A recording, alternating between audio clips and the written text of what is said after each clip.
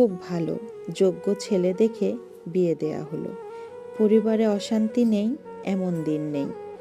ছেলেটা নিজে থেকে ডিভোর্স দিবে না, কিন্তু মেয়েটা যেন নিজে থেকে নেয় সেটাই চাই। ভাবলো সবাই কয়েক বছর পর এমনি ঠিক হয়ে যাবে। 10টা বছর অতিবাহিত হলো, তবুও কিছুই ঠিক হয় না। হয়তো মৃত্যুর আগ পর্যন্ত এভাবেই চলবে। বাইরে থেকে দেখে মনে হয় না পরিবারগুলোয় কতটা অশান্তি থাকে, যার নেই কোনো সমাধান। সন্তান, নিজের পরিবার ও সমাজ এসবের কথা ভেবেই মানিয়ে নিতে হয়। মানুষ চাইলেই যে কিছু করতে পারে না, লোকে কি বলবে এটা ভাবতে না চাইলেও ভাবতে হয়।